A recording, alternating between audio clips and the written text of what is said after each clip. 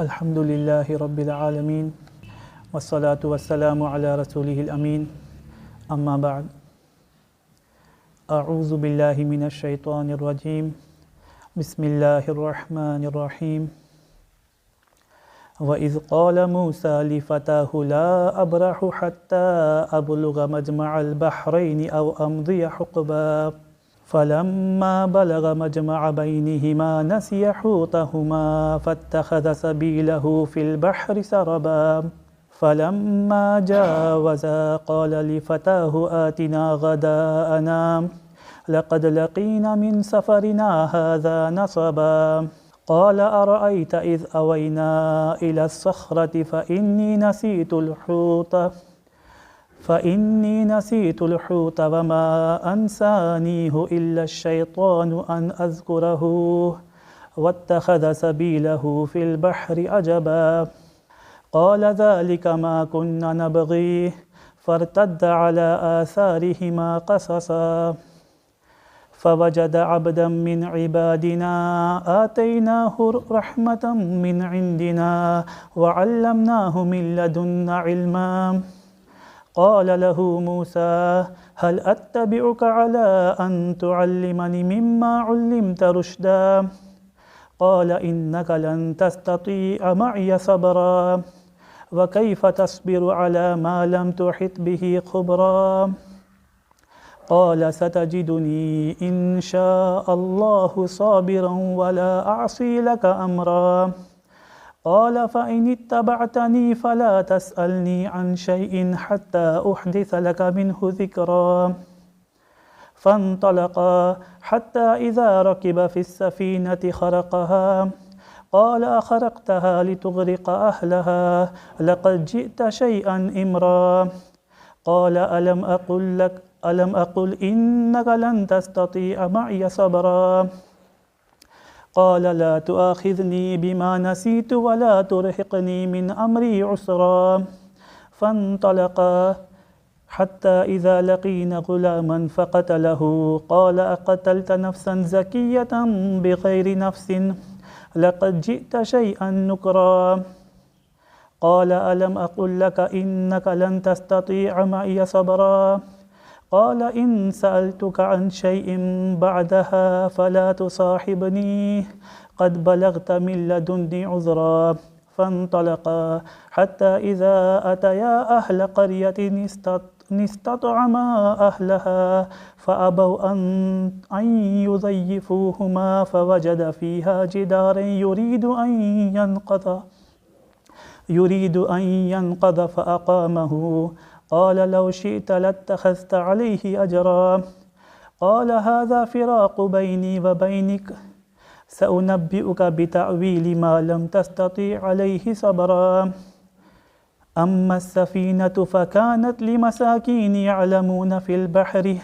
يعملون في البحر فأردت أن أعيبها وكان وراءهم ملك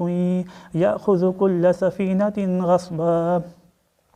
وأما الغلام فكان أبواه مؤمنين فخشينا أن يرهقهما طغيانا وكفرا فأردنا أن يبدلهما ربهما خيرا منه زكاة وأقرب رحما وأما الجدار فكان لغلامين يتيمين في المدينة وكان تحته كنز لهما وكان أبوهما صالحا فأراد ربك أن يبلغ أشدهما ويستخرجا كنزهما رحمة من ربك وما فعلته عن أمري ذلك تأويل ما لم تستطع عليه صبرا صدق الله العظيم ربي اشرح لي صدري ويسر لي أمري واحلل عقدة من لساني يفقهوا قولي ربي زدني علما اللهم أرنا الحق حقا وارزقنا اتباعه وأرنا الباطل باطلا وارزقنا اجتنابه اللهم انصر من نصر دين محمد صلى الله عليه وسلم وجعلنا منهم واخذل من خذل دين محمد صلى الله عليه وسلم ولا تجعلنا منهم آمین یا رب العالمین۔ آج ہم انشاءاللہ سورہ کہف آیت نمبر 60 سے آگے پڑھیں گے۔ یہاں سے اس سورت کی 4th سٹوری یعنی حضرت موسیٰ علیہ السلام اور حضرت خضر علیہ السلام کی سٹوری سٹارٹ ہوتی ہے۔ اللہ سبحانہ و تعالیٰ نے کلام پاک میں بہت سے انبیاء علیہ السلام کے واقعات کا بیان کیا ہے، اور تمام انبیاء علیہ السلام میں خاص کر حضرت موسیٰ علیہ السلام کا بارہا کلام پاک میں ذکر آیا ہے۔ چنانچہ موسیٰ علیہ السلام وہ نبی ہیں جن کا نام کلام پاک میں سب سے زیادہ مرتبہ آیا ہے۔ 136 ٹائمز کلام پاک میں موسیٰ علیہ السلام کا نام آیا ہے، اور آپ کی حیات مبارکہ سے اللہ سبحانہ و تعالیٰ نے بہت سے واقعات کوٹ کیے ہیں، بہت سے واقعات ریپیٹ بھی ہوئے ہیں، لیکن جب بھی واقعات ریپیٹ ہوئے ہیں تو ایک انوکھا اور ایک ڈیفرنٹ پرسپیکٹیو اس کا سامنے لایا گیا ہے۔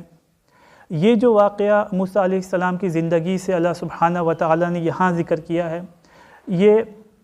اس اعتبار سے منفرد ہے کہ صرف ایک بار ذکر کیا پورے کلام پاک میں، اور باقی واقعات کے بقدر کافی تفصیلاً اللہ تعالیٰ نے بیان کیا، اور اس واقعے کی ہمیں تفصیلات احادیث مبارکہ کی بے شمار روایات میں بھی ملتی ہے۔ چنانچہ اس واقعے کے مختصر سے پس منظر کو ہم اپنے ذہن میں رکھیں گے، اور اس کے بعد آیات کی تلاوت کریں گے انشاءاللہ۔ جو روایات ہیں احادیث مبارکہ کی کتب میں، ان کے مطابق حضرت موسیٰ علیہ السلام ایک بار بنی اسرائیل میں وعظ و نصیحت کر رہے تھے، کچھ خطاب کر رہے تھے، تو آپ کا اللہ کے برگزیدہ نبی تھے، صاحب شریعت تھے اور صاحب کتاب تھے، تو آپ کا کیا عالم ہوگا اس منظر کا، اور کیا نوعیت ہوگی آپ کے اس وعظ اور تدریس کی۔ لوگوں پہ بہت گہرا اثر ہوا۔ چنانچہ ایک آدمی نے اسی جوش میں آ کر آپ سے سوال کیا کہ دنیا میں سب سے بڑا عالم کون ہے؟ حضرت موسیٰ علیہ السلام اللہ کے برگزیدہ نبی تھے، آپ جانتے تھے آپ اللہ کے نبی ہیں، منصب نبوت کی ذمہ داریاں آپ کے کندھوں پر ہیں، اللہ سبحانہ و تعالیٰ نے آپ کو صاحب شریعت بنایا ہے، اللہ تعالیٰ نے آپ کو اپنی کتاب سے نوازا ہے، چنانچہ سب سے بڑے عالم تو آپ ہیں۔ تو آپ نے انہیں کہہ دیا کہ میں سب سے بڑا عالم ہوں۔ اللہ سبحانہ و تعالیٰ کو آپ کا یہ طرز بیان پسند نہ آیا، اور آپ کو تربیت کرنے کے لیے اور آپ کے ذریعے سے قیامت کی صبح تک کے انسانوں کو تربیت کرنے کے لیے اللہ تعالیٰ نے موسیٰ علیہ السلام کو کچھ کام دیا، اور وہ کام کیا تھا؟ اللہ سبحانہ و تعالیٰ نے موسیٰ علیہ السلام سے فرمایا کہ ہمارا ایک ایسا بندہ ہے، اسے ہم نے وہ علم دیا ہے جو علم ہم نے آپ کو نہیں دیا، چنانچہ کچھ اعتبار سے وہ علم میں آپ سے زیادہ ہے، اور آپ نے جو یہ اپنی طرف علم کو منسوب کر دیا، اس کا اصل طریقہ کار تو یہ تھا کہ آپ علم کو اللہ کی طرف منسوب کرتے کہ اللہ عالم، اللہ بہتر جانتے ہیں سب سے بڑا عالم کون ہے۔ احادیث مبارکہ میں یہ تفصیلات آئی ہیں۔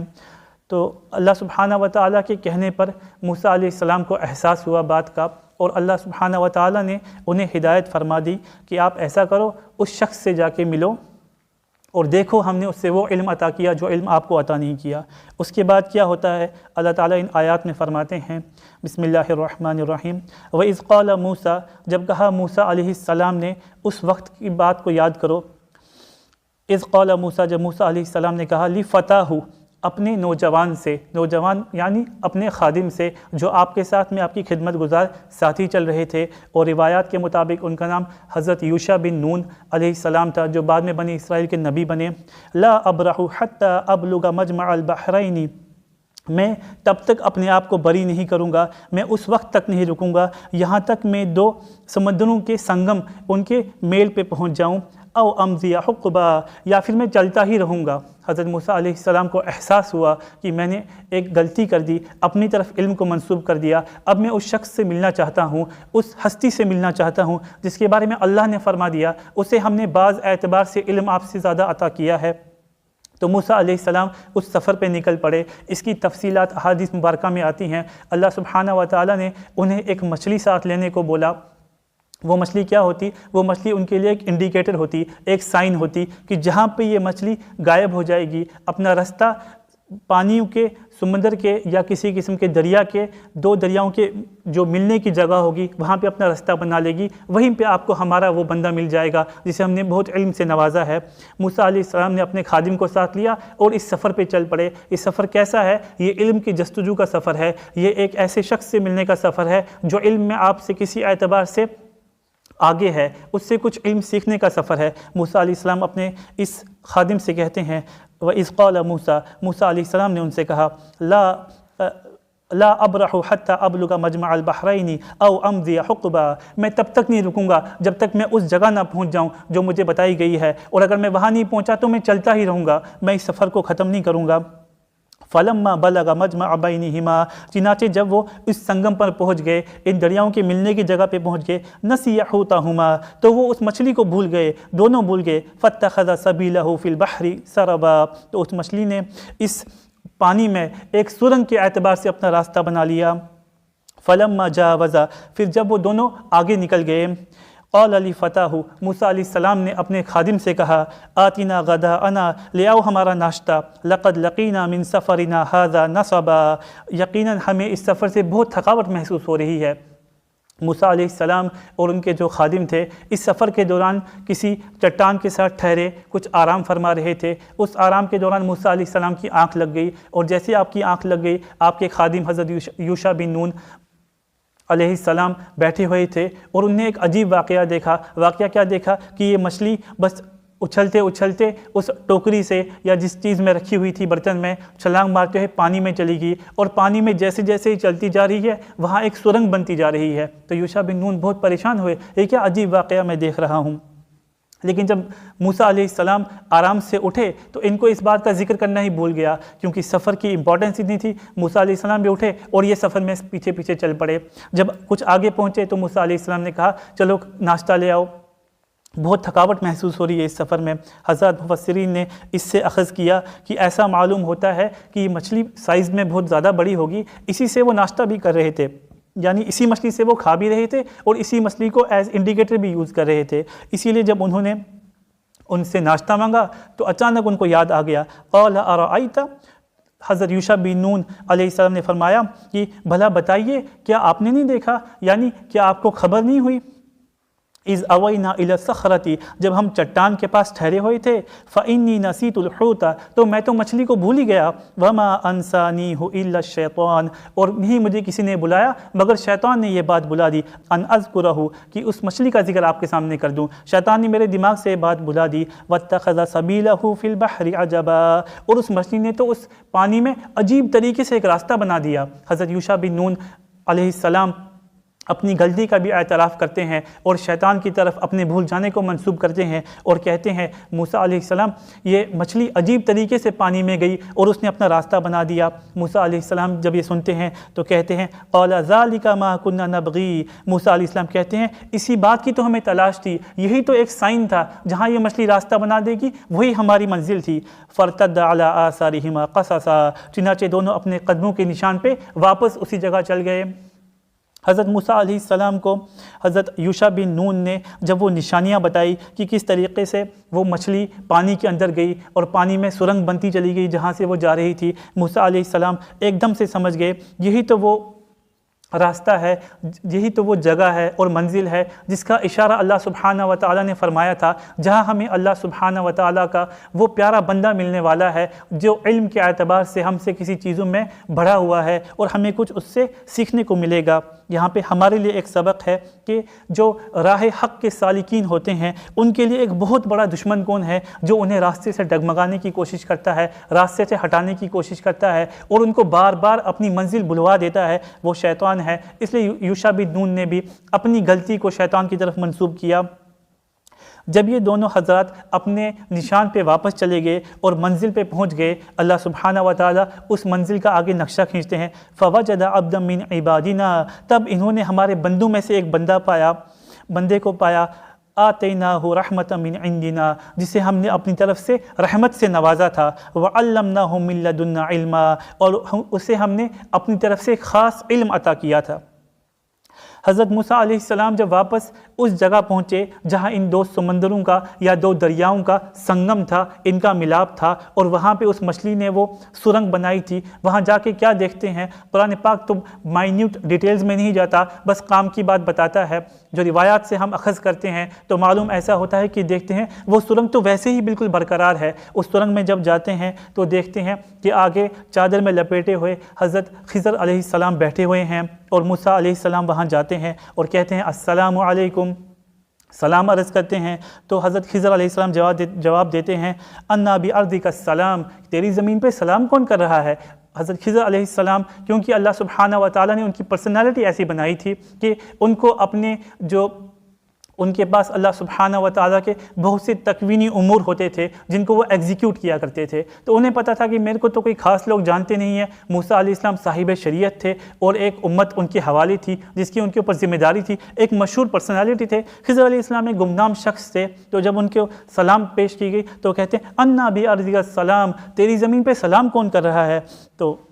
موسیٰ علیہ السلام فرماتے ہیں میں موسیٰ ہوں، موسیٰ بن عمران۔ تو فرماتے ہیں کون موسیٰ؟ کہتے ہیں بنی اسرائیل والا موسیٰ۔ تو پھر حضرت خضر علیہ السلام فرماتے ہیں موسیٰ آپ حضرت یہاں کیوں آئے؟ آپ میرے پاس کیسے آئے ہیں؟ موسیٰ علیہ السلام پوری اپنی وہ کارروائی بتاتے ہیں کہ ایسے ایسے واقعہ پیش آیا، اللہ سبحانہ و تعالیٰ نے فرمایا ہے کہ ایک بندہ ایسا ہے جسے ہم نے علم کے اعتبار سے نوازا ہے، تو آپ اس کے پاس جائیں، آپ اس سے کچھ علم سیکھیں، آپ اس سے چیزوں کی باریکی میں جاننا سیکھیں۔ تو حضرت خضر علیہ السلام فرماتے ہیں انت علی علم لا اعلم له وانا علی علم لا تعلمه انت۔ وہ فرماتے ہیں کہ آپ ایک علم ہے آپ کے پاس، اللہ سبحانہ و تعالیٰ نے آپ کو کچھ نالج دیا، کچھ علم دیا، یعنی علم شریعت دیا ہے، میرے کو اس کا علم نہیں ہے، میں اس سے بری ہوں، لیکن اللہ نے مجھے کچھ علم دیا ہے جو علم آپ کے پاس نہیں ہے۔ موسیٰ علیہ السلام وہاں پہ جاتے ہیں، رتبے میں موسیٰ علیہ السلام بڑے ہیں، صاحب شریعت نبی ہیں، اولو العزم پیغمبروں میں سے ہیں، لیکن علم کی جستجو دیکھیے اور ہمارے لیے ایک سبق دیکھیے کہ کیسے چھوٹے کے پاس جاتے ہیں اس علم کی طلب میں۔ اللہ آگے فرماتے ہیں قال له موسیٰ هل اتبعك على ان تعلمنی مما علمت رشدا۔ موسیٰ علیہ السلام جب وہاں جاتے ہیں اپنی پوری داستان سناتے ہیں، اس کے بعد ایک گزارش کرتے ہیں۔ قال له موسیٰ، موسیٰ علیہ السلام اس شخص سے کہتے ہیں هل اتبعك، کیا میں آپ کی اتباع کر سکتا ہوں؟ کیا میں آپ کو فالو کر سکتا ہوں، آپ کے ساتھ چل سکتا ہوں؟ کس لیے؟ علی ان تعلمنی، اس لیے کہ آپ مجھے علم سکھائیں، مما علمت رشدا، جو علم رشد آپ کو اللہ سبحانہ و تعالیٰ نے دیا ہے وہ علم آپ مجھے سکھائیں، کیا اس بات کی غرض سے میں آپ کی اتباع کر سکتا ہوں؟ حضرت خضر علیہ السلام جانتے تھے بات کو کہ موسیٰ علیہ السلام صاحب شریعت ہیں، ایک جلالی نبی ہیں۔ قال انک لن تستطیع معی صبرا، تو خضر علیہ السلام کہتے ہیں کہ آپ، مجھے یقین ہے آپ میرے ساتھ صبر نہیں کر سکو گے، میرے ساتھ ٹھہرنے کے لیے بہت صبر کی ضرورت ہے، آپ صبر سے میرے ساتھ نہیں رہ سکو گے۔ وکیف تصبر علی ما لم تحط به خبرا، اور یہ آپ کا کوئی خرابی نہیں ہے آپ میں، یہ آپ میں خدا نخواستہ کوئی مینرز کی یا آپ کے بیہیویئر میں کوئی پرابلم نہیں ہے۔ وَكَيْفَ تَصْبِرُ، آپ صبر کرو گے بھی کیسے؟ عَلَى مَا لَمْ تُحِطْ بِهِ خُبْرًا، ان چیزوں پر جن کے بارے میں آپ کی پوری واقفیت نہیں ہے۔ حضرت خضر علیہ السلام اپنا پرسپیکٹیو پیش کر رہے ہیں کہ میرے سامنے صبر کرنا بڑا مشکل ہے، میں کچھ ایسے کام کرتا ہوں جو خلاف شریعت ہوتے ہیں، کچھ ایسے کام کرتا ہوں جو خلاف عقل ہوتے ہیں، خلاف سوسائٹیل نارمز ہوتے ہیں، لیکن وہ اس لیے کرتا ہوں کہ اللہ کا حکم ہوتا ہے، تو میں ان سے بری ہوں، میرے کو بھیجا ہی ان چیزوں کو ایگزیکیوٹ کرنے کے لیے ہے۔ آپ کیسے صبر کرو گے؟ آپ تو صاحب شریعت ہو، آپ دیکھو گے غلط ہو رہا ہے، دراصل وہ تو اللہ سبحانہ و تعالیٰ کا تکوینی امور ہوگا۔ تو موسیٰ علیہ السلام ایک سچے طالب علم کو تربیت دیتے ہیں۔ قال ستجدنی انشاء اللہ صابرا، موسیٰ علیہ السلام کہتے ہیں انشاءاللہ آپ مجھے صبر کرنے والا پاؤ گے، ولا اعصی لک امرا، اور میں آپ کے کسی حکم کی خلاف ورزی نہیں کروں گا۔ یہ ہوتی ہے اتباع کرنے کی انسان کے دل میں طلب، اور یہ ہوتی ہے علم کو سیکھنے کی انسان کے اندر تڑپ۔ کہتے ہیں کہ میں صبر سے کام لوں گا، آپ کے کسی حکم کی خلاف ورزی نہیں کروں گا۔ جب موسیٰ علیہ السلام ان کی ٹرمز اینڈ کنڈیشنز کو ایگری کرتے ہیں تو حضرت خضر علیہ السلام اس بات کو قبول کر لیتے ہیں، ٹھیک ہے آپ میرے ساتھ چل لو، ہم چلتے ہیں۔ تو آگے کیا ہوتا ہے؟ حضرت خضر علیہ السلام ایک مزید بات فرماتے ہیں۔ قال، خضر علیہ السلام کہتے ہیں فَإِنِ اتَّبَعْتَنِی، اچھا اگر آپ میرے ساتھ چلتے ہی ہو، چلنا ہی چاہتے ہو، فلا تسألنی عن شیء، تو مجھ سے کوئی چیز نہیں پوچھنا، حتی احدث لک منہ ذکرا، یہاں تک کہ میں خود اس چیز کی ایکسپلینیشن آپ کے سامنے بتا دوں۔ حضرت خضر علیہ السلام ان کو مزید تربیت فرماتے ہیں، موسیٰ علیہ السلام کو ٹرمز اینڈ کنڈیشن سمجھاتے ہیں کہ اگر میرے ساتھ چلنا چاہتے ہو تو میری کسی بات میں آبجیکٹ نہیں کرنا اور مجھے فضول میں کوشچنز نہیں کرنا، میں خود آپ کو ہر چیز ٹائم پہ ایکسپلین کر دوں گا۔ اور یہاں پہ ہمارے لیے ایک سبق ہے، جب کسی اہل دل کی صحبت اختیار کی جائے، جب کسی شیخ کامل کی صحبت اختیار کی جائے، جب کسی کو صحیح معنوں میں اپنا اسپریچول مینٹر سمجھا جائے، تو انسان کے لیے ہرگز یہ بات اس کو زیب نہیں دیتی کہ وہ بات بات پہ سوال کرے، بات بات پہ ایکسکیوزز پیش کرے اور بات بات پہ ناز و نخرے کرے، بلکہ ایک کمپلیٹ سرنڈر کرنا ہوتا ہے اور ہر اعتبار سے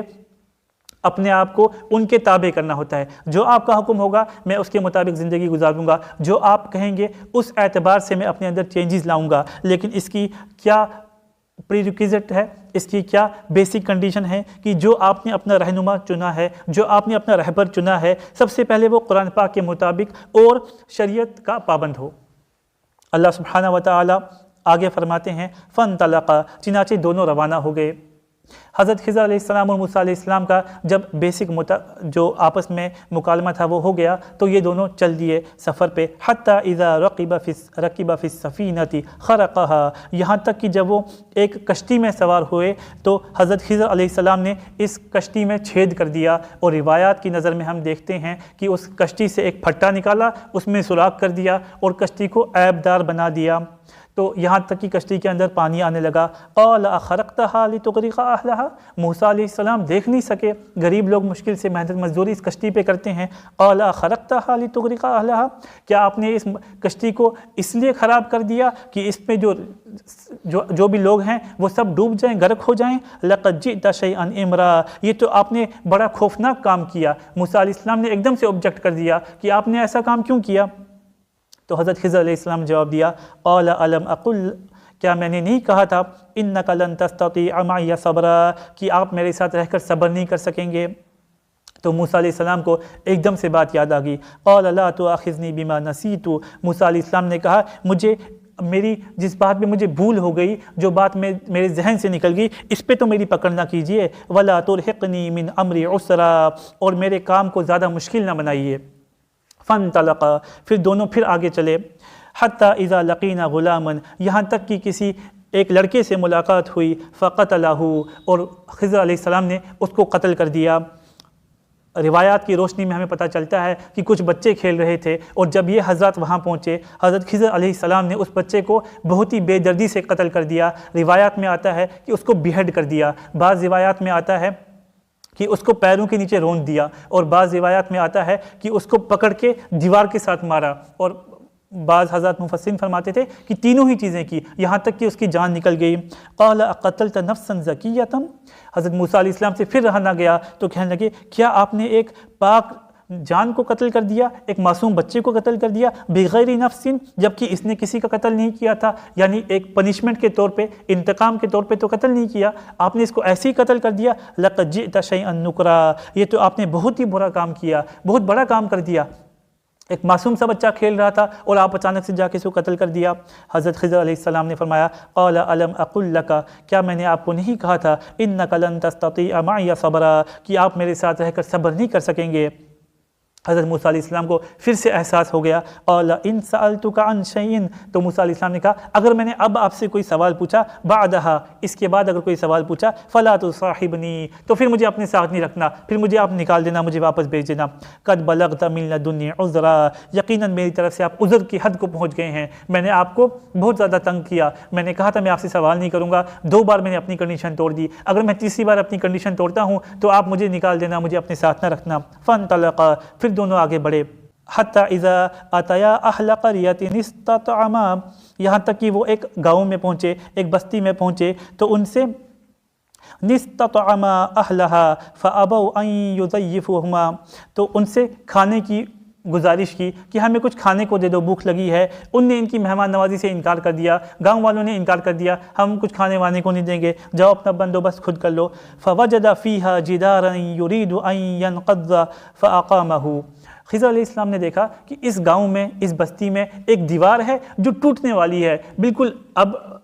ٹوٹنے کی کگار پر ہے، تو خضر علیہ السلام جاتے ہیں اور اس دیوار کو سیدھا کر دیتے ہیں، وہاں محنت مزدوری کر کے اس کو پھر سے کھڑا کر دیتے ہیں۔ قال لو شئت لاتخذت علیہ اجرا، موسیٰ علیہ السلام سے پھر رہا نہیں گیا۔ موسیٰ علیہ السلام کہتے ہیں اگر آپ چاہتے اس دیوار بنانے کے بدلے میں کم سے کم اس سے اجرت لے لیتے، اس سے ہمارے کھانے پینے کا انتظام ہو جاتا، ویسے ہی اتنی بھوک لگی تھی۔ تو حضرت خضر علیہ السلام فرماتے ہیں قال ھذا فراق بینی و بینک، یہ علیحدگی ہے میرے اور آپ کے بیچ میں۔ سأنبئک بتأویل ما لم تستطع علیہ صبرا، اب میں آپ کو ان چیزوں کی تفصیلات بتاؤں گا جن پہ آپ صبر نہیں کر سکے تھے، جن پہ آپ صبر سے بیٹھ نہیں سکے تھے۔ تو حضرت خضر علیہ السلام اب تفصیل فرماتے ہیں اما السفینۃ، جو وہ کشتی تھی، فکانت لمساکین، وہ کچھ غریب لوگوں کی تھی، یعملون فی البحر، جو دریا میں مزدوری کیا کرتے تھے، فاردت ان اعیبها، تو میں نے ارادہ کیا کہ اس کشتی میں عیب بنا دوں، اس کشتی کو ڈیفیکٹو بنا دوں۔ کیوں؟ وکان وراءہم ملک، اس لیے کہ ان کے آگے ایک بادشاہ تھا، کوئی حکمران تھا، یأخذ کل سفینۃ غصبا، وہ ہر کشتی کو پکڑ لیتا تھا زبردستی سے۔ یعنی ایک بادشاہ تھا اس علاقے میں جو اس وقت بظاہر کسی نیول وارفیئر کی تیاری کر رہا تھا، اور اس وارفیئر کے لیے اس کو کشتیوں کی فلیٹ کی ضرورت تھی جس پہ وہ اپنے فوجوں کو وہاں پہنچاتا اور وہ اپنے دشمن سے مقابلہ کر سکتا۔ تو وہ کیا کرتا تھا، اسے جو بھی اچھی سی کشتی نظر آتی تھی وہ اس کو بس پکڑ لیتا تھا، اس کے کوئی بادشاہ کے سامنے کوئی کہہ نہیں سکتا تھا کچھ۔ تو یہ غریب لوگ تھے، ان کا تو گھر کا جو خرچہ تھا وہ اس کشتی سے چلتا تھا، ان کا گزر بسر اس کشتی پہ چلتا تھا۔ حضرت خضر علیہ السلام نے اس میں عیب اس نیت سے بنایا کہ جب بادشاہ دیکھے گا کشتی ڈیفیکٹیو ہے، بولے گا میرے کس کام آئے گی، مجھے تو جنگ کے لیے اچھی اچھی کشتیاں چاہیے، تو ان کو چھوڑ دے گا۔ بظاہر اس کے اندر ایک ڈیفیکٹ تھا، لیکن بادشاہ کے ظلم سے بچ گئے اور ان کا کام چلتا رہا۔ وَأَمَّا الْغُلَامُ، اور رہی بات اس لڑکے کی، فَكَانَ أَبَوَاهُ مُؤْمِنَيْنِ، تو اس کے جو ماں باپ تھے وہ مومن لوگ تھے۔ فَخَشِينَا أَن يُرْهِقَهُمَا طُغْيَانًا وَكُفْرًا، ہمیں اس بات کا اندیشہ تھا، اس بات کا ڈر تھا کہ یہ لڑکا اپنے دونوں ماں باپ کو سرکشی اور کفر میں پھنسا دے گا۔ وہ اس لیے کہ بچہ ابھی چھوٹا ہے، لیکن اس کے جو مقدر جو اس کے لیے طے ہو چکا تھا، اگر یہ بڑا ہوتا تو ایسا خراب انسان بنتا، ایسا یہ عقائد کے اعتبار سے، اعمال کے اعتبار سے برا بنتا کہ اپنے والدین کو بھی یہ سرکشی اور کفر میں لپیٹ لیتا اپنے ساتھ، ان کی زندگی کو بھی خراب کر دیتا۔ فَأَرَدْنَا أَن يُبْدِلَهُمَا رَبُّهُمَا، چنانچہ ہم نے یہ چاہا کہ اللہ سبحانہ و تعالی بدل دیں اس کے والدین کے لیے، خَيْرًا مِنْهُ، اس سے بہتر کوئی اولاد ان کو دے دیں، زَكَاةً وَأَقْرَبَ رُحْمًا، جو تزکیہ نفس کے اعتبار سے، پاکیزگی کے اعتبار سے بھی اس سے بہتر ہو، اور رحم اور حسن سلوک کے اعتبار سے بھی اس سے بہتر ہو۔ حضرت خضر علیہ السلام نے بچے کی قتل کرنے کی وجہ یہ بتائی کہ اگر یہ بچہ بڑا ہوتا، والدین کے لیے اذیت بنتا اور ان کی زندگی کو یہ بالکل خراب کر دیتا، ہم نے یہ ارادہ کیا کہ اس کو ہم قتل کریں، اللہ سبحانہ و تعالیٰ اس سے بہتر ان کو اولاد نوازیں جو ان کی دنیاوی اعتبار سے بھی خدمت کرے اور دینی اعتبار سے بھی ان کو دین پہ سنبھالے رکھے۔ وَأَمَّا الْجِدَارُ، اور رہی بات اس دیوار کی، فَكَانَ لِغُلَامَيْنِ يَتِيمَيْنِ، وہ دو یتیم لڑکوں کی تھی، فی المدینتی، جو اس علاقے میں بستی میں رہتے تھے، وَكَانَ تَحْتَهُ كَنْزٌ لَهُمَا، اور اس دیوار کے نیچے ان کا ٹریجر تھا کچھ چھپایا ہوا، ان کے کچھ خزانہ چھپایا ہوا تھا۔ وَكَانَ أَبُوهُمَا صَالِحًا، ان کا باپ ایک نیک آدمی تھا، اس نے دیکھا جب میں بوڑھا ہو گیا، بچے میرے چھوٹے چھوٹے ہیں، بستی والے اتنے کنجوس، وہ تو ہمیں پتہ چل گیا جو مسافروں کو کھانا تک نہیں دیتے تھے، تو اس نے اس دیوار کے نیچے بچوں کے لیے خزانہ چھپا دیا کہ جب بچے بڑے ہو جائیں گے اس خزانے سے فائدہ اٹھا لیں گے۔ دیوار ٹوٹنے والی تھی، تو فَأَرَادَ رَبُّكَ، آپ کے رب نے ارادہ کیا، أَن يَبْلُغَ أَشَدُّهُمَا وَيَسْتَخْرِجَ كَنْزَهُمَا، کہ جب یہ بچے بڑے ہو جائیں اس کے بعد یہ وہ خزانہ نکالیں۔ اگر ابھی چھوٹے چھوٹے ہیں، ابھی وہ دیوار ٹوٹ جاتی، خزانہ باہر آتا، بستی والے تو لوٹ لیتے وہ سارا خزانہ۔ اللہ تعالیٰ کا ارادہ یہ تھا کہ بچے جب بڑے ہو جائیں، بالغ ہو جائیں، سمجھ بوجھ رکھنے والے ہو جائیں، اس وقت وہ خزانہ باہر آئے۔ رحمۃ من ربک، یہ سب کچھ اللہ کی رحمت سے ہوا۔ وما فعلته عن امری، اور میں نے یہ کوئی بھی کام اپنی رائے سے نہیں کیا، اپنی ذات سے نہیں کیا۔ ذالک تعویل ما لم تستطع علیہ صبرا، یہی ان سب چیزوں کی تعویل ہے، ان سب چیزوں کی ایکسپلینیشن ہے جس پر آپ سے صبر نہ ہو سکا تھا۔ تو یہ الحمدللہ اس واقعے کی جو آیات ہیں یہاں پہ کمپلیٹ ہوتی ہیں۔ اللہ سبحانہ و تعالیٰ نے ایک بہت امپورٹنٹ واقعہ بتا دیا کہ موسیٰ علیہ السلام کو اللہ سبحانہ و تعالیٰ نے ایک ایسے شخص کے بارے میں فرمایا کہ جسے اللہ نے علم کے اعتبار سے بہت زیادہ نوازا تھا۔ موسیٰ علیہ السلام اس جستجو میں کہ میں اس علم کو حاصل کروں، اس علم کو دیکھوں وہ کیسا علم ہے، اس شخص کی زیارت کروں جسے علم میں اللہ نے نوازا ہے، اس کے پاس گئے، ان کے راستے کی جد و جہد کو بیان کیا، کس طریقے سے اس ساتھی سے ملے اس کو بیان کیا گیا، اور اس کے بعد ان ساتھی سے راستے میں کیا کیا معاملات پیش آئے ان کی تفصیل بیان کی گئی۔ اس کے بعد ان معاملات کی جو تفصیلات تھی اللہ سبحانہ و تعالیٰ نے وہ بیان کی۔ کلام پاک میں ان حضرات کا نام نہیں آیا، لیکن احادیث مبارکہ کی روشنی میں ان کا نام خضر یا خضر علیہ السلام آیا ہے۔ یہ کون تھے اس کے بارے میں بھی حضرات مفسرین کی مختلف آراء ہیں، اور بعض کا یہ کہنا ہے کوئی اللہ کے برگزیدہ بندے تھے، اور بعض کا یہ کہنا ہے کہ یہ بھی اللہ کے نبی تھے۔ لیکن نبی کیسے تھے؟ جیسے موسیٰ علیہ السلام ایک نبی تھے جن پہ اللہ سبحانہ و تعالیٰ نے شریعت اتاری تھی، جن کے حوالے ایک امت کی تھی، جن کے حوالے ذمہ داری دی تھی دعوت کی اور کسی امت کی رہبری کی۔ حضرت خضر علیہ السلام کے حوالے بس یہ ان کا کام تھا کہ کچھ تکوینی امور اللہ سبحانہ و تعالیٰ نے، کچھ ڈیسٹنی کے فیصلے اللہ سبحانہ و تعالیٰ نے ان کے حوالے کیے تھے جن کو دنیا میں ایگزیکیوٹ کرنا تھا۔ ان آیات میں اللہ سبحانہ و تعالیٰ نے بہت ہی امپورٹنٹ اسباق ہم کو دیے ہیں، تو اب ہم اگلے کچھ منٹوں میں انشاءاللہ ان اسباق کو غور سے سمجھیں، اس سٹوری لائن کو ہم ذہن میں رکھیں اور اپنے حالات حاضرہ کو اور اپنی ذات کو سامنے رکھیں، اس کے بعد ہم ان اسباق کو سنیں۔ سب سے پہلے اللہ سبحانہ و تعالیٰ نے فرمایا کہ موسیٰ علیہ السلام کو حکم دیا گیا کہ وہ وہاں جائیں، چنانچہ اللہ تعالیٰ نے سٹوری ہی یہاں سے سٹارٹ کی۔ موسیٰ علیہ السلام کہتے ہیں مجھے وہاں جانا ہے اور میں تب تک نہیں رکوں گا جب تک میں ان سے مل نہ سکوں۔ اگر انسان غور کرے موسیٰ علیہ السلام کون تھے؟ اللہ سبحانہ و تعالیٰ کے اولو العزم پیغمبروں میں سے ایک تھے، صاحب شریعت نبی تھے، صاحب کتاب نبی تھے، اور آپ کے اوپر کوئی چھوٹی ذمہ داری نہیں تھی، ایک بہت بڑی جو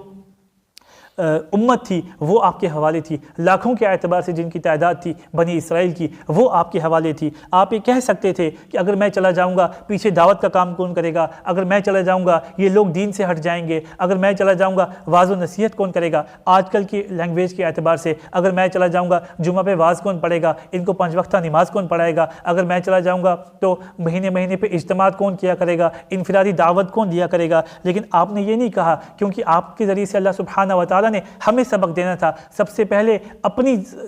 جو تربیت کی ضرورت ہوتی ہے، سب سے پہلے اپنی اصلاح کی ضرورت ہوتی ہے، سب سے پہلے اپنے آپ کو سیدھا کرنے کی ضرورت ہوتی ہے، اس کے بعد انسان جا کے باقی محنتیں کرتا ہے۔ انسان کتنے بھی امپورٹنٹ کام میں لگا ہو، اللہ سبحانہ و تعالیٰ کسی انسان سے کتنے بھی بڑے پلیٹ فارم پہ دین کا کام لے رہے ہوں، لیکن اس انسان کے لیے کبھی بھی یہ بات جائز نہیں کہ وہ اپنے آپ کو بلا بیٹھے کہ میں تو شاید پرفیکٹ ہوں تبھی تو اتنے سارے لوگ میرے سے دین کا فائدہ اٹھا رہے ہیں، میں تو شاید پرفیکٹ ہوں تبھی تو میں اتنے بڑے بڑے اجتماعات کر رہا ہوں۔ ہرگز نہیں، انسان کے لیے ہمیشہ پہلی پرائرٹی اپنی ذات کی اصلاح ہے، اپنی نفس کی اصلاح ہے۔ اس کے لیے اسے جتنی بھی جد و جہد کرنی پڑے، اس کے لیے اسے بظاہر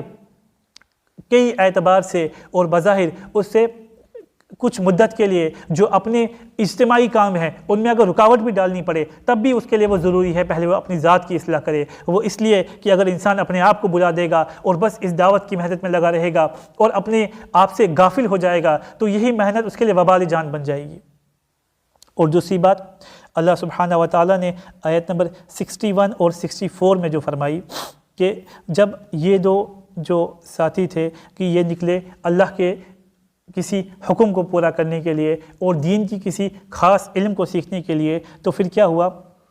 ان کو حضرت یوشع بن نون علیہ السلام کو مچھلی بھول گئی کہ مچھلی کہاں گئی، اور وہ راستے سے آگے نکل گئے۔ تو یہ بات ہم سب پہ اپلائی ہوتی ہے کہ راہ حق میں جو بھی انسان چلے گا، جو بھی اس راہ حق میں دیوانہ بن کے چلے گا، اس سے بھول چوک ہوگی، وہ کئی بار گرے گا، اس سے گناہ بھی ہوں گے، اس کے اندر اس کی جو انسان کے بشری اعتبار سے کمزوری ہے وہ کئی بار اس پر غالب آئے گی، اس سے گناہ ہوں گے، وہ جھوٹ بولے گا، وہ نظروں کے پردے میں کبھی کبھی خطا کھائے گا، وہ بہت اعتبار سے گناہ کرے گا۔ لیکن اس کا ہرگز یہ مطلب نہیں بنتا کہ انسان اس راستے پہ چلنا ہی چھوڑ دے، اس کا ہرگز یہ مطلب نہیں بنتا کہ انسان اپنی منزل کو بھول جائے۔ انسان کو چاہیے کہ اپنی منزل کو سامنے رکھے۔ کئی بار وہ دن میں گرتا ہے، کئی بار وہ اپنی زندگی میں بار بار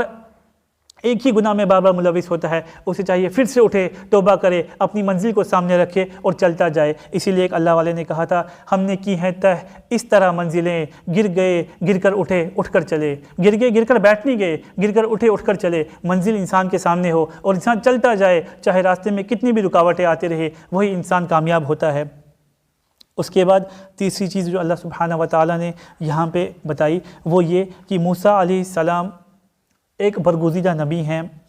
اور اللہ سبحانہ و تعالیٰ نے آپ کو بتایا کہ ایک ایسا شخص ہے جسے ہم نے کچھ اعتبار سے کچھ خاص پرسپیکٹیو میں علم آپ سے زیادہ عطا کیا ہے، اور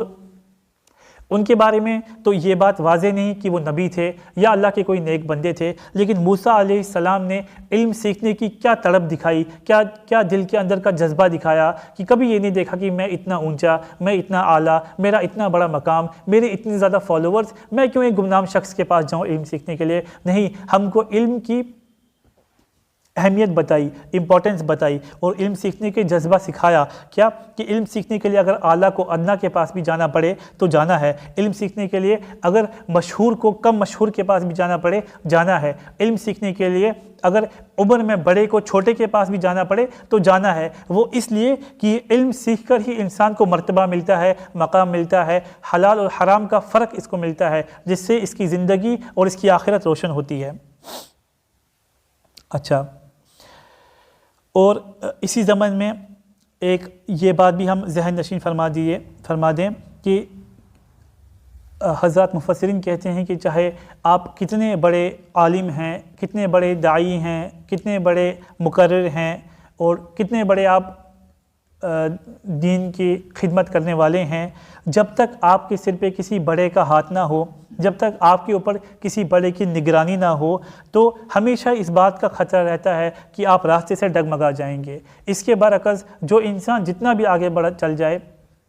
جب بھی وہ اپنے بڑوں سے رہنمائی اور رہبری لیتا رہتا ہے تو اس کے لیے بہت آسان ہوتا ہے راہ حق پہ اپنے آپ کو جمائے رکھنا، اور راہ حق کی جو باؤنڈریز ہیں ان کا خیال رکھنا۔ اس کے بعد اللہ سبحانہ و تعالیٰ نے آیت نمبر 80، 81، 82 میں جو واقعات بیان کیے، موسیٰ علیہ السلام اور خضر علیہ السلام جا رہے ہیں، اور اس کے بعد واقعہ پیش آتا ہے، کشتی اس کو توڑ دیتے ہیں، بچہ اس کو قتل کر دیتے ہیں، دیوار کو بنا دیتے ہیں۔ یہاں پہ اگر ہم غور کریں تو بظاہر 2 ڈسٹرکٹیو کام ہوئے، ایک کنسٹرکٹیو کام ہوا، لیکن جب ان واقعات کی تفصیلات خضر علیہ السلام نے بیان کی تو کس خوبصورت انداز میں کی۔ اگر ہم غور کریں، جو کشتی کے بارے میں کہا تو اس کشتی کے توڑنے کو اپنی طرف منسوب کیا، میں نے کشتی کو توڑا۔ جب بچے کے قتل کی بات آئی تو اپنی طرف منسوب کیا، میں نے بچے کو قتل کیا۔ اور جب دیوار بنانے کی بات آئی تو اللہ کی ذات کی طرف منسوب کیا کہ اللہ نے چاہا کہ دیوار قائم رہے تاکہ بچے جب بڑے ہو جائیں ان کو خزانہ اس وقت مل جائے۔ تو یہاں پہ ہمیں یہ سبق ملا کہ ایمان والے کا ایک اپروچ کیا ہوتی ہے، جب بھی کوئی خیر اسے حاصل ہو، جب بھی کوئی اچھا کام اس سے سرزد ہو، جب بھی کوئی نیکی کے کام کرنے کی اس کو توفیق ملے، تو کبھی اپنے آپ کو بہت خاص نہیں سمجھتا، شاید اب مجھے بزرگی کا اعلیٰ مقام مل گیا، ایسا نہیں سوچتا ہے۔ ایمان والا اللہ کا شکر کرتا ہے، حمد و ثنا پڑھتا ہے، یہ اللہ کی توفیق سے ہوا ہے الحمدللہ۔ اور جب بھی اس سے کوئی غلطی ہو جائے، جب بھی اس سے کوئی گناہ ہو جائے، جب بھی کہیں وہ راستے میں پھسل جائے، اس کو شیطان کی طرف منسوب کرتا ہے کہ یہ کام مجھ سے شیطان نے کروایا ہے۔ آج ہماری ذہنیت کیسی بن گئی ہے، ہمارے اوپر مصیبت آتی ہے تو العیاذ باللہ منہ سے کیسے کفریہ کلمات نکل دیتے ہیں، العیاذ باللہ، یا اللہ بس میں ہی ملا تھا کیا ایسی مصیبت کے لیے، یا اللہ کیا مجھے ہی اس مصیبت میں ڈالنا تھا، یا اللہ بس میرے ہی مارکس کم آنے تھے۔ استغفر اللہ، غلطی اپنی، محنت خود نہیں کی، نمبر کم آگے تو اللہ سبحانہ و تعالیٰ کی طرف انسان کلمات کستا ہے۔ ہمیں ایک طریقہ کار سکھا دیا، جب بھی غلطی ہو، نقصان پہنچے، برائی ہو تو انسان شیطان کی طرف منسوب کرے۔ یوشع بن نون علیہ السلام سے جب مچھلی کے بارے میں بھول گیا تو انہوں نے کس کی طرف منسوب کیا؟ شیطان نے مجھے بلا دیا۔ یہ ایک ایمان والے کی اپروچ ہوتی ہے، اور جب کوئی کنسٹرکٹیو کام ہو اسے اللہ کی رحمت کی طرف منسوب کرے، یہ کام تو اللہ نے اپنی رحمت سے کروایا ہے۔ اچھا، اس کے بعد اب ہم ان تینوں واقعات کو ٹرن بائی ٹرن لیں گے، جو تینوں واقعات حضرت موسیٰ علیہ السلام اور خضر علیہ السلام کے بیچ میں پیش آئے، اور ان تینوں سے کچھ امپورٹنٹ اسباق ہم اخذ کریں گے۔ سب سے پہلے حضرت موسیٰ علیہ السلام اور خضر علیہ السلام ایک کشتی پر گئے، اور خضر علیہ السلام نے کشتی کو توڑ دیا۔ اگر ہم غور کریں تو اس چیز کی حکمت یہ بتائی گئی کہ ایک بادشاہ ہے جو کشتی لے لیتا ہے. حضرت موسیٰ علیہ السلام اللہ کے جلیل القدر نبی تھے، آپ کے ساتھ بنی اسرائیل لاکھوں کے اعتبار سے آپ کے امتی تھے. حضرت خضر علیہ السلام چاہتے تو ایک حکمت تو یہ بن سکتی تھی، موسیٰ علیہ السلام اپنی امت کو تیار کرو، اس ظالم بادشاہ کے خلاف جہاد کیا جائے، اس کا تخت و تاج ملیامید کر دیا جائے اور لوگوں کو اس ظلم سے بچا لیا جائے. آپ نے یہ جو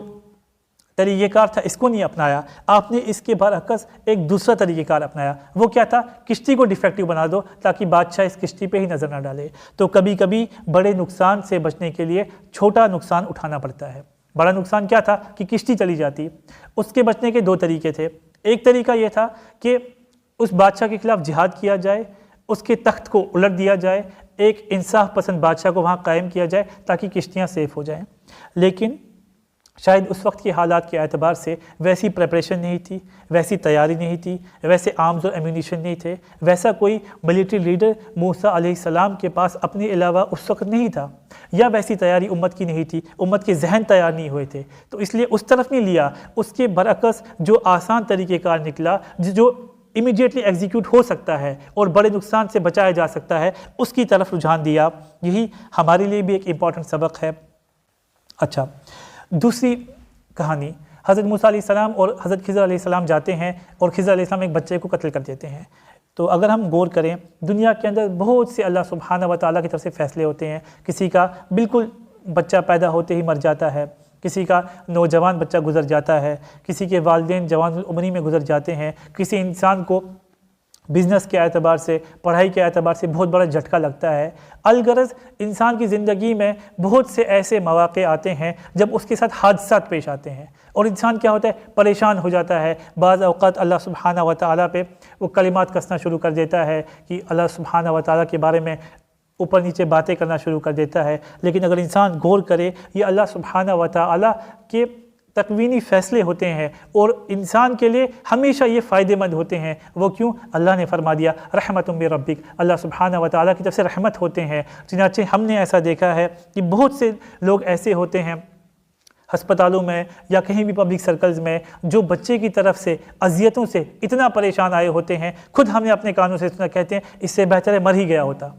کہ وہ ان کا وبال جان بن گیا ہوتا ہے. ایسی اولاد جو ماں باپ کے لیے وبال جان بن جائے. اور انسان اللہ سبحانہ و تعالیٰ کبھی کبھی اللہ کے سامنے پاسٹ اور فیوچر کوئی چیز نہیں، اللہ تعالیٰ جانتے ہیں اس کے حالات کیا ہوں گے. اللہ تعالیٰ بچپن میں ایسی اولاد کو اٹھا لیتے ہیں، نہ اس کے اوپر کوئی ذمہ آتا ہے گناہوں کا، نہ اس کے والدین اس کے شر کے آگے پس جاتے ہیں. تو انسان سمجھتا ہے میرے ساتھ بہت بڑا حادثہ ہو گیا. اگر وہ اس پرسپیکٹو میں سوچے اللہ نے میرے اوپر احسان کیا، شاید کل کو یہ بچہ میرے لیے رسوائی کا باعث بنتا، شاید کل کو یہ بچہ میرے لیے ایمان کھو جانے کا باعث بنتا. ایسا بھی ہوا ہے کہ ماں باپ اتنا مجبور ہو جاتے ہیں کہ پھر بچوں کی غلط کاموں میں ان کو مجبوراً ان کا ساتھ دینا پڑتا ہے.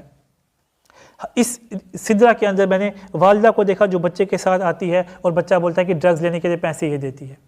کیونکہ وہ اتنی مجبور ہو گئی ہے، اب اس کے پاس بھی کوئی اور راستہ نہیں ہے. تو ایسے حالات سے بچنے کے لیے اللہ تعالیٰ کئی بار انسان کو دنیاوی اعتبار سے حادثات سے دوچار کرتے ہیں. اب اگر ہم غور کریں اور اس بات پر ایمان رکھیں کہ اللہ تعالیٰ کے تکوینی فیصلے ہیں اور اسی میں خیر ہے، تو ہمارا ایمان بچا ہوا رہے گا. اس کے برعکس اگر ہم ان چیزوں سے دور ہو جائیں، اللہ سبحانہ و تعالیٰ پہ ایمان سے پیچھے ہٹ جائیں، تو آج ہم دیکھیں دنیا کی ایک اچھی خاصی اکثریت جو الحاد کا شکار ہو گئی اور خود کو ایگنوسٹک کہتی ہے، اس کا تو ایک بہت بڑا جو ڈاؤٹ ہے اللہ سبحانہ و تعالیٰ کی ذات پر، وہ یہی ہے کہ اللہ تعالیٰ جسٹ نہیں ہے. جب پوچھا جاتا ہے کیوں کہ اللہ تعالیٰ اگر جسٹ ہیں تو فلانی جگہ ارتھکویک کیوں آیا، ان لوگوں کو اتنا نقصان کیوں ہوا؟ اللہ تعالیٰ اگر جسٹ ہیں تو فلانے انسان کا 6 مہینے کا بچہ کیوں گزر گیا؟ اللہ تعالیٰ اگر جسٹ ہیں اس انسان کی تو ابھی شادی ہوئی تھی، 1 سال کے بعد اس کی وائف کی ڈیتھ کیوں ہو گئی؟ اللہ تعالیٰ بالکل جسٹ ہیں، اور اللہ تعالیٰ کے جسٹ ہونے سے ہی یہ سب کچھ نکلتا ہے کہ اللہ تعالیٰ جانتے ہیں آگے کیا ہونے والا ہے، اس انسان کے لیے خیر کس چیز میں ہے. اور اس کے بعد سب سے بڑی بات کہ دنیا ایک دارالامتحان ہے. یہ سب اللہ سبحانہ و تعالیٰ کے تکوینی فیصلے ہیں جو انسان کو ان امتحانوں میں ڈالا جاتا ہے، اور ان گردش ایام میں اس انسان کی ایمان کی صداقت کو دیکھا جاتا ہے. اچھا، اس کے بعد تیسری چیز اور تیسرا واقعہ ایک ایسی قوم کے ساتھ سامنا ہوتا ہے حضرت موسیٰ علیہ السلام کا اور خضر علیہ السلام کا، جو قوم ان کو بالکل بھی اچھے سے وارملی یا اچھے ریسیو نہیں کرتی. ان کے لیے بالکل بھی ہاسپٹیبل نہیں ہے، ان کو کھانا تک دینے کو راضی نہیں ہے، اور اس قوم کی بھی خدمت کی جاتی ہے۔ یہاں سے ایک سبق ہمیں یہ ملتا ہے کہ کبھی کبھی دین کے لیے، حق بات کی دعوت کے لیے، یا پھر انصاف کو قائم کرنے کے لیے ایسے لوگوں کے پاس بھی جانا پڑتا ہے جو بالکل ناشکرے ہوں، ایسے لوگوں کے پاس بھی جانا پڑتا ہے جو آپ کو بالکل بھی کسی بات پہ ریکگنائز نہ کریں، آپ کو بالکل بھی کسی بات پہ اپریشیٹ نہ کریں، لیکن آپ نے ان کے لیے نہیں جانا، آپ نے اپنے لیے نہیں جانا، آپ نے جانا ہے اللہ کے دین کے لیے، اور اللہ کے دین کے لیے انسان کو ان جگہوں پہ جانا ہے، ان لوگوں سے ملنا ہے، دین کا صحیح پرسپیکٹیو ان کے سامنے پیش کرنا ہے۔ اور اس کی ایک مثال اگر ہم یوں دیکھیں کہ آج کل دنیا میں اسلاموفوبک میڈیا نے اور دجالی فتنے نے ہر ممکن یہ کوشش کی ہے کہ اسلام کو ڈیمونائز کیا جائے، اسلام کو ایک پرفتن اور دہشت گردانہ مذہب بنا کر پیش کیا جائے۔ چنانچہ حال ہی ہم اسی مڈل ایسٹ کی جو وہاں کی سرگرمیاں ہیں ان میں دیکھیں کتنے میڈیا آؤٹلیٹس ہیں جنہوں نے آرٹیفیشل انٹیلیجنس کے ذریعے پکچرز ڈیولپ کر کے اسلام کو ڈیمونائز کرنے کی کوشش کی، جنہوں نے آرٹیفیشل انٹیلیجنس کے ذریعے یا لوگوں سے غلط گواہیاں دلانے کے ذریعے سے اسلام کو ایک دہشت گردانہ مذہب پیش کرنے کی کوشش کی۔ اب ایک ایمان والے کا کیا فریضہ بنتا ہے اور اس پہ کیا بات لازم آتی ہے اس دور میں کہ وہ بھی ایک کاؤنٹر نیریٹو پریزنٹ کرے، وہ بھی ایک اسلام کی اصل پکچر پریزنٹ کرے، وہ بھی ایک اسلام کا نمونہ بن کے سامنے آئے اور لوگوں کو بتائے کہ میرا دین یہ نہیں سکھاتا، یہ جو چیزیں بتائی جا رہی ہیں یہ جھوٹی ہیں، یہ جو چیزیں بتائی جا رہی ہیں یہ فورجڈ ہیں، یہ جو چیزیں بتائی جا رہی ہیں یہ دشمنان اسلام کی ایک کوشش ہے۔ اور اس کوشش کے ذریعے ہم جس اعتبار سے بھی ایک کاؤنٹر نیریٹو پریزنٹ کر سکیں، خواہ وہ سوشل میڈیا کے ذریعے ہو یا وہ پھر فزیکل سیمینارز کے ذریعے ہو، کانفرنسز کے ذریعے ہو، ٹاک شوز کے ذریعے ہو، وہ ہمیں کرنا ہے۔ ہر سٹیج پر آ کر، ہر لیول پر آ کر اس اسلاموفوبک مہلت کو ہمیں کاؤنٹر کرنے کی کوشش کرنی ہے۔ اس کے بعد ہم